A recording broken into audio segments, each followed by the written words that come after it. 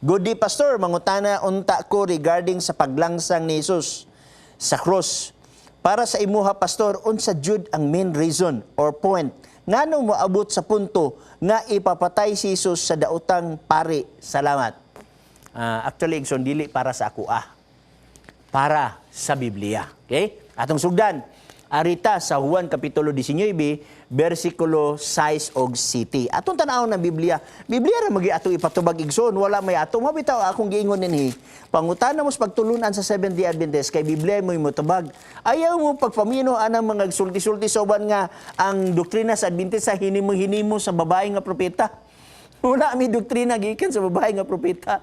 Ang ahon doktrina igsoon gikan sa Biblia. Okay? So atong sugdan, unsa may pagsabot sa Seventh-day Adventist base sa Biblia ngano nga si Kristo gipatay? Unsay rason niya? Sugod siya sa Juan 19:6 nagingon. Sa pagkakita kaniya sa mga saserdote nga punuan, okay? Og sa mga pulis, sila misinggit nga nag-ingon, ilangsang mo siya sa cross, ilangsang mo siya sa cross. Si Pilato miingon kanila, kuhaan ninyo siya, kamoy maglangsang kaniya sa cross, kay wala ako'y nakit ang ikasumbong batok kaniya. Mo ni versikulo 6. So, sa context, alang kang Pilato igsoon sa uban nga mga naa sa civil government, walay gi-violate si Jesus Christ bisan ordinansa, bisan og Republic Act sa panahon sa mga Romanhon, walay gi-violate. Mao bitaw nag-ingon si Pilato nga, kuhaan ninyo, kamoy maghukom kaniya. Base sa inyong balaod kay sa balaod gud sa Romanhon wa siya gi-violate. Tanawa okay, ingon si Pilato, kay wala ako'y nakitang ikasumbong batok kaniya. Versikulo 7.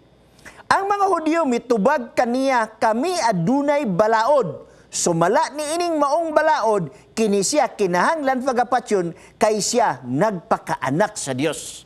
So, wala na ilabot si Pilato niya na wala ilabot ang Roman government.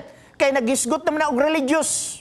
Mabitaw kung gingon nga mismo sa atos Pilipinas, the separation of church and state is inviolable na sa Constitution sa Article 3. So imo makita igsuon nga naas konsepto ni Pilato nga inyo man ang balaod. Kamoy mohukom ka diya sa balaod. Ang pangutana, unsa kuno'y sala ni Ginoong Hesus? Ang sala ni Ginoong Hesus kay blasphemy. Kay nagpasipala kuno sa Ginoong Hesus kay siya tao nagpakaanak sa Dios. Imo nakita igsuon ang word nga anak sa Dios, wala na siya'y balur sa atuas atong unahuna, dili na punishment, death, kay usay tao gumbitag anak sa Dios. Pero lahi sa Hudiyo igsuon, pagtaw mong kag anak sa Dios, divine ka. Atong tanawon, John chapter 10, verse 30, paingon sa 33. Okay? Okay, atras ta, Juan 30 ngadto 33, nag-ingon diri. Okay?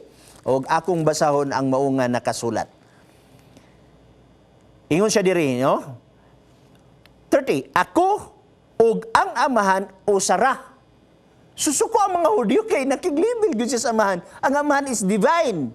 Ang anak, therefore, divine. I hope na masabtan nis mga nagbaton karon og Biblia nga di mo tuo nga si Kristo Dios. 31. Unya ang mga Hudyo namunit na usab og mga bato aron ilabay kaniya sa pagpatay kaniya. 32. O kanila si Jesus mitubag nga nag-ingon, gipakitaan ko kamog daghang mga maayong buhat gikan sa amahan, unsa ba niining mga buhata ang hinungdan nga tungod niini inyo akong pagabatoon. 33. Kaniya mitubag ang mga Hudyo nga nag-ingon, batoon ikaw namo dili tungod sa imong pagbuhat og maayo, kundili tungod sa pagpasipala batok sa Dios, kay ikaw nagpaka-Dios nga tawo karaman unta. Oy, imo nakita ha? Batuon siya kay nagpaka-Dios. Kay sayop lugar mo ingon si Kristo nga ako anak sa Dios. Tinuod magid siya anak sa Dios. Ang pag-claim ka anak sa Dios, igsog divine ka na siya. Muna nga batuon siya. So, imo makita nga ang punishment sa gitawag na to og pag-blaspheme sa ngalan sa Ginoo, bato, dili lang sang sa cross. Leviticus 24, versikulo 16, na ay violation nga nahimo sa mga Hudyo nganong ilang gilangsang si Kristo sa cross. Ang pasipala, bato ang equivalent nga punishment, 24 verse 16, nagingon. Okay? 16. Manag-isip ka mo kay Leviticus 23 ako nabre.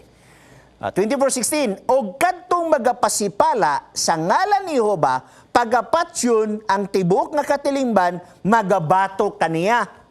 So ang punishment, bato. Dili lang sang sa cross, kay based on history, duha ka mga dagkong salaod nga ilangsang ka sa cross. Number 1, kung ikaw runaway slaves, kay ang slaves property na sila, dili tao. Ikaduha, kontra ka sa Roma, sa political nga issue. Si Kristo dili runaway slaves, di siya kontra sa Roma. Ingon ba kay siya nga ihatag ang kang Caesar? Pero nganong ang mga Hudyo gusto man sila nga ilangsang si Kristo sa cross. Tungod kay nahadlok ang mga Hudyo, basi unya matuman ang gisulti ni Ginoong Hesus sa gitawag natong mabanaw siya ikatulo ka adlaw. Juan, Kapitulo 2, versikulo 19, ngadto sa 21, aton tanawon ang mao nga bersikulo igsoon. Aron natong masabtan, nganong kining mga puntuha. Okay, Juan 2, okay, 19, ngadto sa 21, mao ni ang nakasulat. Okay, 19 ngadto sa 21. Akong basahon. Si Jesus mitubag kanila, gubaan ninyo kining templo, o patindugon ko kini, sulod sa tulo ka adlaw. Ha? Wa na siya nag-isgot, 5 minutes na bilin. Kanina lang atong aton atimanon igsoon.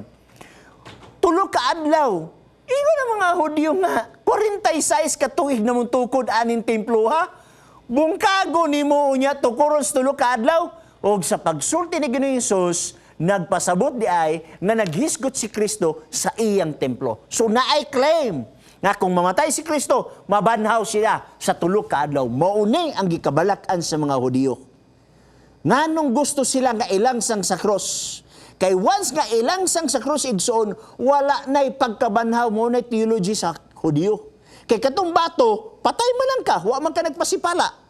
Okay, namatay ka, nga wa ka nagpasipala. Alang sa mga Hudyo, kanang nagpasipala igsoon, kinahanglan dili na mabanhaw. Mo na nga ilangsang sa cross. Kay ang theology sa paglangsang sa cross igsoon, niya sa Deuteronomy 23, 22, 23. O kung may tao nga makasala, ang usa ka sala nga angay sa kamatayon, og nga siya pagapatyon og pagabitayon mo siya sa usa ka kahoy, meaning ang cross. Ang iyang lawas dili magapabilin sa kahoy sa tibok nga gabii, apan sa pagkatinuod gayon igalubong mo siya ni anang maong adlaw kay siya nga gibitay tinunglo sa Dios. Meaning tinunglo sa Diyos. So gusto sila nga tungklohon si Kristo sa Diyos mo nang ilangsang siya sa krus aron di na gid siya mabanhaw. So unsay sala ni Ginoong Hesus kay nag-angkon kuno siya nga siya anak sa Dios. So ang rason igsoon nganong gilangsang siya sa krus, number 1 gid nga rason kay dili madawat sa mga Hudyo nga siya ang Mesiya. Dili madawat sa Hudyo nga siya anak sa Dios. Dili madawat sa Hudyo nga ang iyang abilidad equal sa Dios. Maunay rason nganong gilangsang si Kristo. Ikaduha, ang rason sa di Kristo nganong mitugot siya nga siya ilangsang sa cross kay siya mao ang bayad sa sala. May eksperyensya si Kristo sa kamatayon nga kita unta ang mo eksperyensya niya na apan siya ang nag-eksperyensya aron ikaw ug ako may kaluwasan. Mauna ang gisgutan sa balaang kasulatan igsoon.